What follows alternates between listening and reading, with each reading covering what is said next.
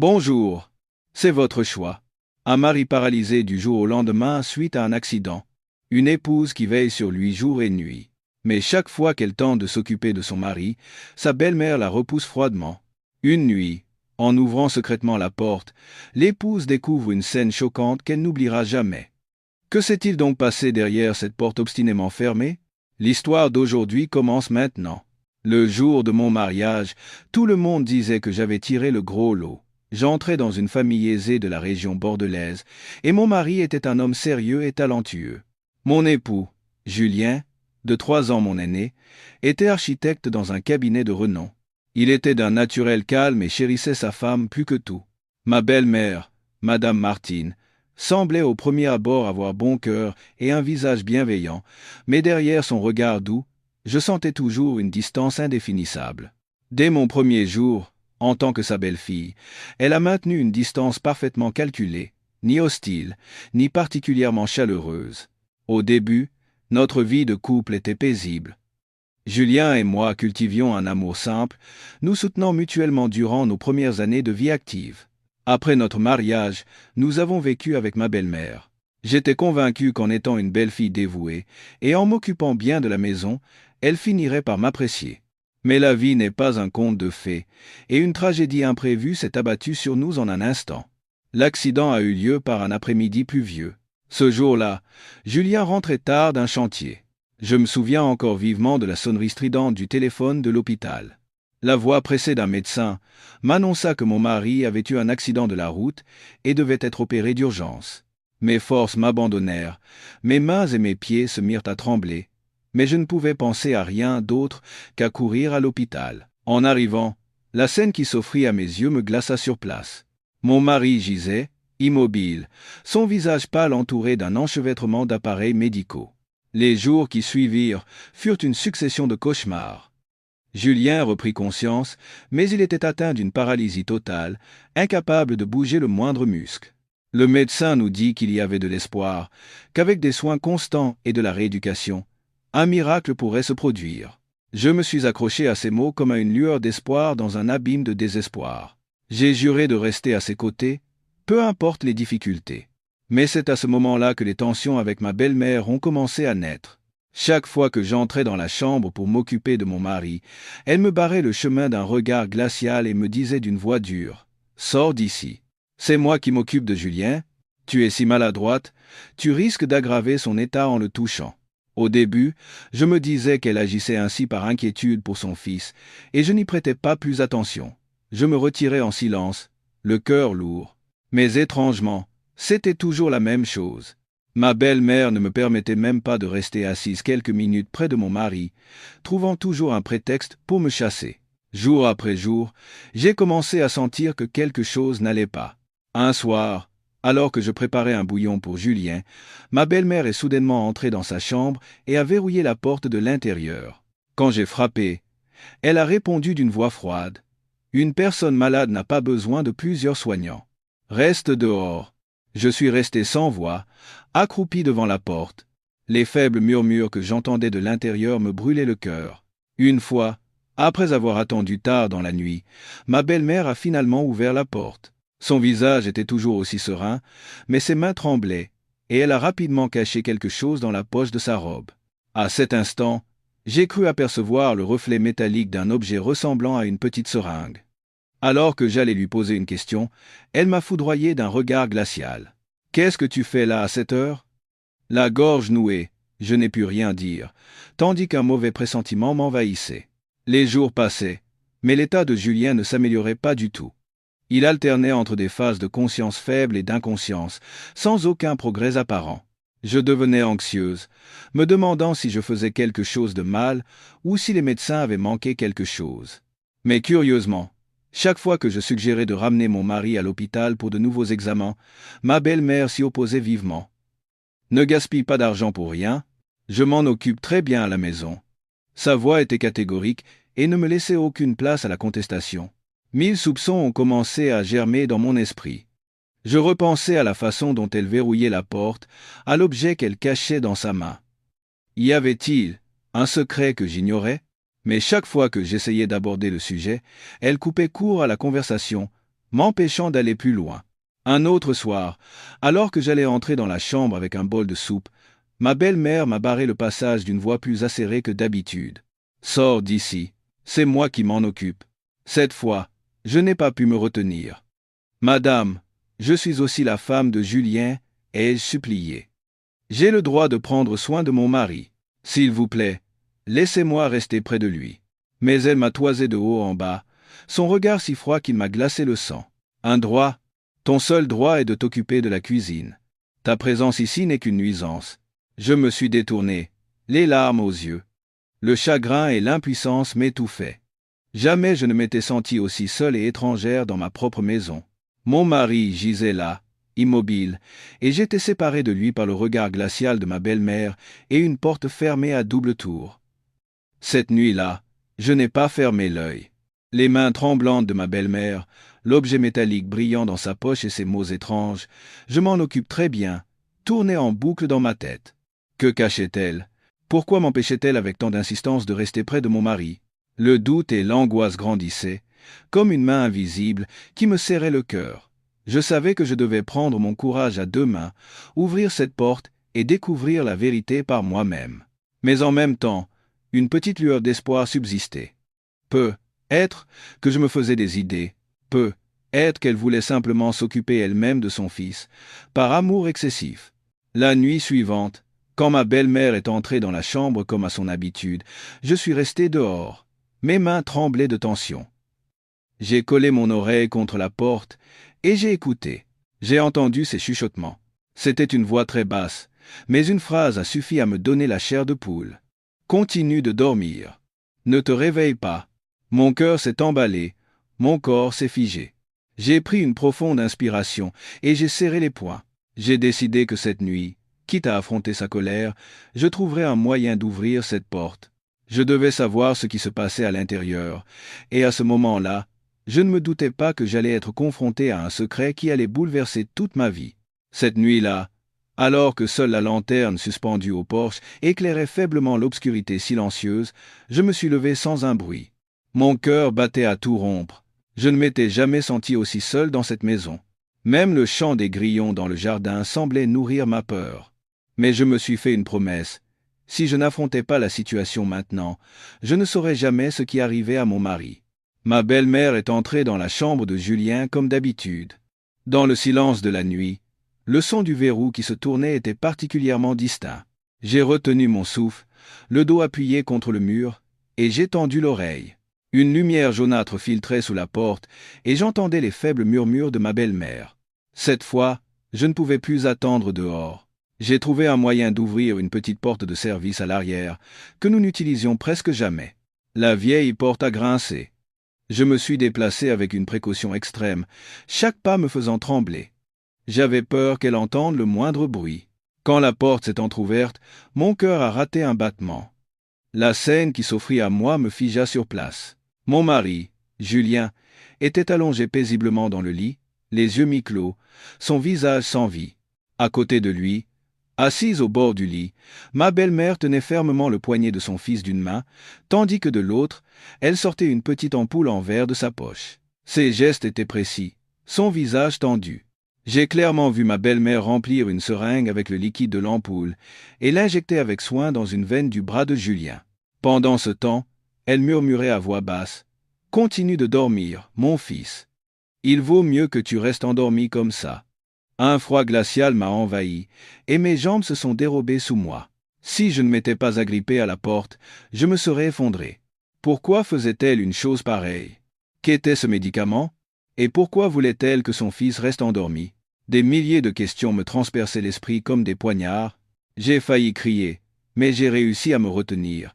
Je me suis retourné et j'ai couru jusqu'à ma chambre, le cœur battant la chamade. La peur et la colère déferlaient en moi comme des vagues déchaînées. Cette nuit-là, je n'ai pas pu dormir. L'aiguille de la seringue, le regard froid de ma belle-mère. Cette scène horrible revenait sans cesse, même les yeux fermés. Le lendemain matin, j'ai fait comme si de rien n'était, mais à l'intérieur, une tempête de pensées faisait rage. Je voulais la confronter sur le champ. « Madame, qu'avez-vous fait à mon mari? Qu'est-ce que c'est que ce médicament ?» Mais d'un autre côté, J'avais peur. Si je m'étais trompé, notre relation déjà fragile serait complètement détruite.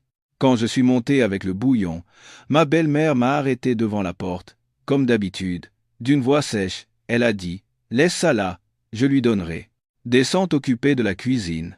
Je l'ai regardé, essayant de garder un air détaché, mais un abîme de doute s'ouvrait en moi. Je serrai si fort le bol que j'ai failli le laisser tomber. Après le petit déjeuner, je suis allé voir une voisine, Chloé, une amie pharmacienne de longue date. Je ne lui ai pas tout raconté, mais j'ai prudemment abordé le sujet. Chloé, est-ce qu'il existe des médicaments qui peuvent maintenir un patient endormi, l'empêchant de se réveiller? Chloé a écarquillé les yeux et m'a répondu à voix basse. Oui, bien sûr, ce sont généralement des sédatifs puissants. Pourquoi tu me demandes ça? Paniqué, j'ai rapidement changé de sujet, mais mon esprit était encore plus confus. Ce soir-là, j'ai décidé de rester assise près de mon mari plus longtemps, malgré les protestations de ma belle-mère. Dès que Madame Martine est entrée dans la chambre, j'ai pris la parole en premier. Madame, ce soir, c'est moi qui vais veiller sur Julien. Je veux rester à ses côtés, il m'a tellement manqué aujourd'hui. Ma voix tremblait, mais j'ai regardé ma belle-mère droit dans les yeux, avec fermeté. Elle a eu un temps d'arrêt, son visage s'est crispé, et une lueur d'agacement a traversé son regard. Après un court silence, elle a tourné la tête et a dit « Fais comme tu veux, mais ne le dérange pas pour rien. » Sur ces mots, elle est sortie. Je me suis assise à côté de Julien et, d'une main tremblante, j'ai pris la sienne. Elle était glacée et inerte, mais je l'ai serrée fort, laissant mes larmes couler. J'ai murmuré « Chérie, tu veux encore vivre, n'est-ce pas? Je te promets que je ne t'abandonnerai jamais. » Une résolution s'est affermie en moi. Quoi qu'il arrive, je découvrirai la vérité. La nuit suivante, lorsque Madame Martine est de nouveau entrée secrètement dans la chambre, j'ai décidé de ne plus me contenter de regarder de l'extérieur. J'ai discrètement installé un petit miroir pour pouvoir voir à l'intérieur par l'entrebâillement de la porte. Et une fois de plus, la même scène s'est déroulée sous mes yeux. Ma belle-mère répétait les mêmes gestes. Elle sortait le médicament de sa poche, l'injectait à mon mari en marmonnant des paroles inaudibles. Cette fois, je n'ai plus pu garder mon sang-froid. J'ai ouvert la porte d'un coup et j'ai crié, ma voix tremblante de rage. « Madame, qu'est-ce que vous faites? Pourquoi injectez-vous ce médicament à mon mari ?» Surprise, Madame Martine est devenue blême et a laissé tomber la seringue sur le lit.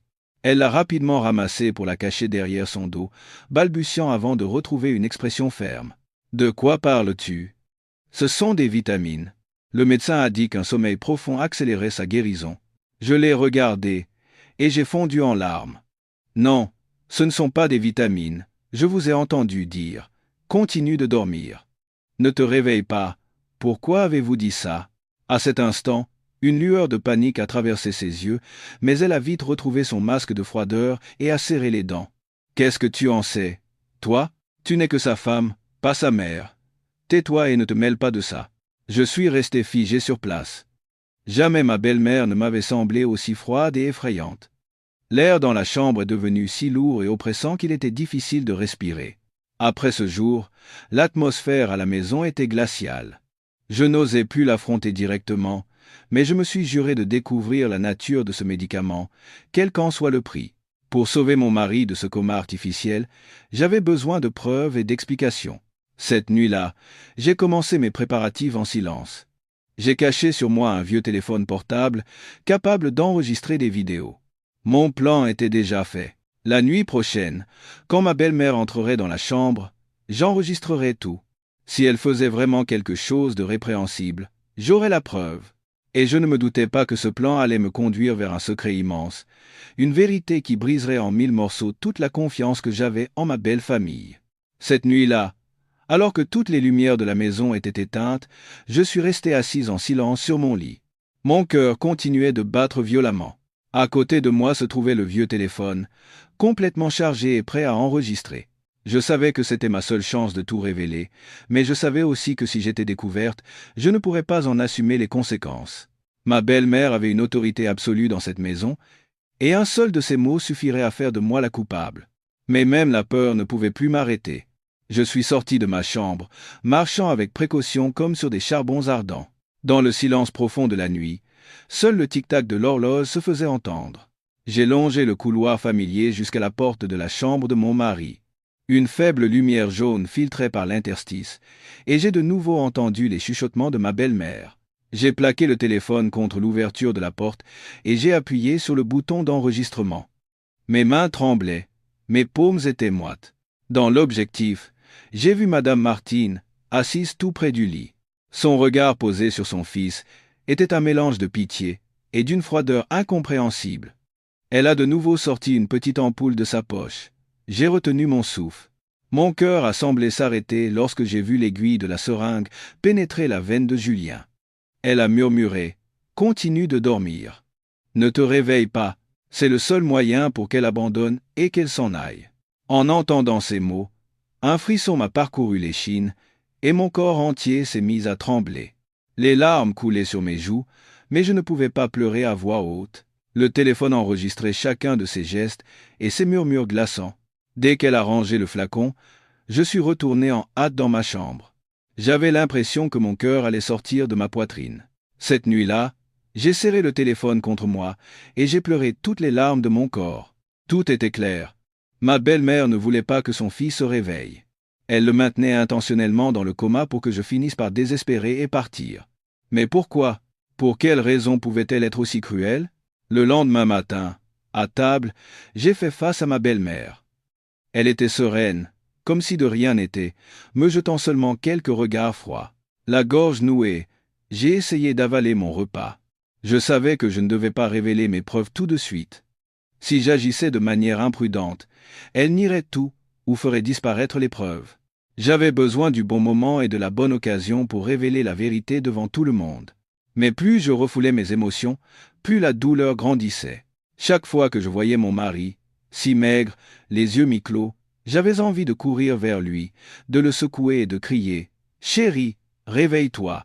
Je suis là, mais ma gorge était si serrée que les sons ne sortaient pas, et un sentiment d'impuissance m'écrasait le cœur. Dans l'après-midi, j'ai appelé le docteur Lambert, le médecin qui s'était occupé de Julien lors de sa première hospitalisation. J'ai demandé prudemment « Docteur, existe-t-il des médicaments qui peuvent maintenir un patient endormi, conscient mais incapable de réagir, tout en maintenant une respiration et un pouls normaux ?» Après un court silence, la voix calme du médecin a répondu « Il s'agit généralement de neuroleptiques ou de sédatifs puissants. Ils nécessitent une prescription stricte et leur abus peut être extrêmement dangereux. » Ces mots ont été comme un poignard planté dans mon cœur. D'une voix tremblante, j'ai remercié et j'ai vite raccroché. Mes soupçons étaient fondés. Ce que j'avais vu n'était pas de simples vitamines, comme elle le prétendait. Cette nuit-là, j'ai décidé de veiller sur mon mari. Malgré le regard désapprobateur de ma belle-mère, j'ai serré la main de Julien et j'ai murmuré « Tiens bon, je trouverai un moyen de te sauver, je te le promets. » En pensant à lui, mes larmes ont trempé l'oreiller. Cet homme fort qui m'avait tant protégé était maintenant impuissant, maintenu endormi de force, et mon cœur se brisait. Ces mots ont profondément blessé ma fierté.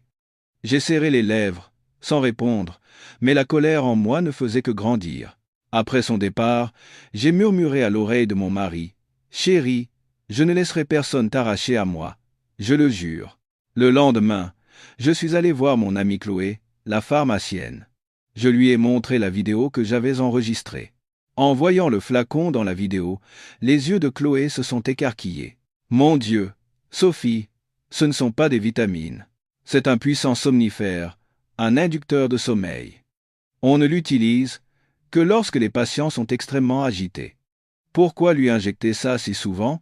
Une administration continue peut causer de graves dommages au système nerveux. » En entendant cela, j'ai tremblé de tout mon corps, la rage me montant à la gorge. Il n'y avait plus de place au doute. Ma belle-mère détruisait mon mari jour après jour. J'ai serré la main de Chloé et j'ai pleuré. « Chloé, s'il te plaît, aide-moi. Que dois-je faire pour le sauver ?» Chloé a soupiré et m'a conseillé. « Tu dois rassembler des preuves plus solides et l'emmener dans un grand hôpital pour des examens. Si tu attends trop longtemps, il sera peu être trop tard. » J'ai hoché la tête. Une forte détermination a surgi en moi. Cette nuit-là, j'ai préparé un autre téléphone et je l'ai installé discrètement dans la chambre. Je me suis dit qu'en enregistrant la scène d'injection plusieurs fois, personne ne pourrait nier la vérité. La nuit tombée, j'ai fait semblant de dormir et j'ai attendu. Et comme prévu, ma belle-mère est entrée silencieusement dans la chambre de Julien. Cette fois, sous la faible lumière, son visage tendu était clairement visible. Elle a sorti prudemment le flacon et s'est approchée du bras de son fils avec la seringue. À cet instant précis, le téléphone que j'avais installé a parfaitement capturé toute la scène. Je savais que je tenais une preuve décisive, mais je sentais aussi le danger se rapprocher. Si ma belle-mère découvrait cela, mon mari et moi n'aurions plus aucune chance. J'ai serré le téléphone contre moi, submergé par les pensées. Était-il temps de l'affronter, ou devais-je chercher de l'aide extérieure? Mais si les preuves étaient encore insuffisantes, qui croirait la parole d'une simple belle-fille? Une voix a murmuré dans ma tête, « Sois patiente encore un peu. La vérité finira par éclater. » Et je ne savais pas encore que la nuit suivante, un événement terrible, que personne dans la famille n'aurait pu imaginer, allait se produire. La vidéo de cette nuit-là en main, je savais que je détenais une preuve cruciale.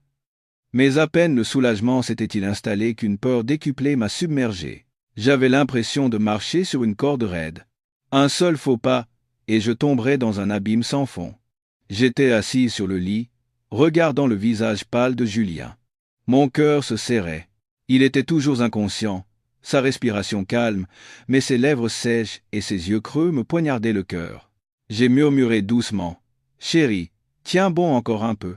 Je te jure que je te sauverai.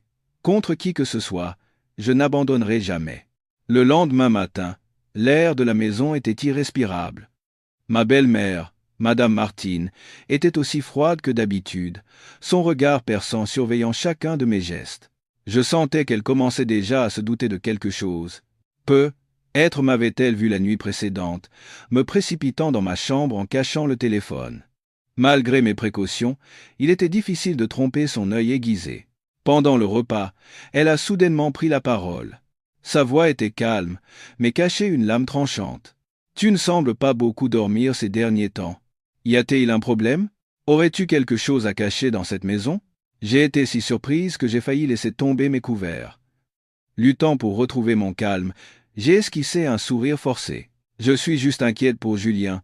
Je n'arrive pas bien à dormir. »« Ne vous en faites pas, madame. » Elle m'a regardé d'un air suspicieux, mais n'a rien dit de plus. J'ai baissé la tête et continué à manger, mais mon cœur battait la chamade. J'ai compris qu'elle avait flairé quelque chose. Je devais être encore plus prudente. À midi, profitant de la sieste de Madame Martine, j'ai rappelé Chloé, la pharmacienne. Je lui ai envoyé la nouvelle vidéo et lui ai demandé d'une voix tremblante, « Chloé, peux-tu vérifier si c'est bien le même médicament dont tu m'as parlé ?» Quelques minutes plus tard, elle m'a rappelé, la voix pleine d'inquiétude. « Oui, c'est ça. C'est un neuroleptique puissant, un médicament à ne jamais utiliser à la légère. Continuer à lui injecter ça revient à le mettre dans un état végétatif. C'est extrêmement dangereux, Sophie. » En entendant ces mots, je suis resté figé sur place. Sa réponse était comme un poignard transperçant mon cœur. Il n'y avait plus aucun doute. Ma belle-mère était bel et bien en train de détruire son propre fils. Mais pourquoi? Quel intérêt avait-elle à ce qu'il reste inconscient? Cette question pesait sur moi comme une ombre noire. En regardant autour de moi dans cette grande maison, je me suis soudain souvenu de conversations passées. Quand Julien était en bonne santé, ma belle-mère disait souvent, de manière détournée, que cette maison et ses terres appartenaient à la famille et ne devaient jamais passer entre des mains étrangères. À l'époque, je pensais simplement qu'elle tenait au patrimoine familial. Mais maintenant, toutes les pièces du puzzle semblaient s'assembler. Avait-elle peur qu'une fois Julien rétabli, j'obtienne plus d'influence dans la famille et que je partage avec lui le patrimoine? Cette pensée m'a fait frissonner. Une mère pouvait-elle faire du mal à son propre fils pour de l'argent et des biens? Je ne voulais pas y croire, mais toutes les preuves pointaient vers cette conclusion cruelle. Cet après-midi-là, j'ai décidé de prendre un risque. Profitant que Madame Martine était partie faire des courses, j'ai commencé à fouiller prudemment la petite commode près de son lit. D'une main tremblante, j'ai ouvert un tiroir, et mon cœur a semblé s'arrêter lorsque j'ai trouvé une vieille boîte en bois. À l'intérieur, des dizaines d'ampoules identiques à celles qu'elle injectait à mon mari étaient soigneusement alignées. L'étiquette sur les ampoules était grattée, mais je pouvais encore distinguer de vagues symboles médicaux que j'avais déjà vus à l'hôpital. J'ai rapidement pris des photos avec mon téléphone et j'ai tout remis en place. Au moment où je refermais le tiroir, j'ai entendu la porte d'entrée s'ouvrir.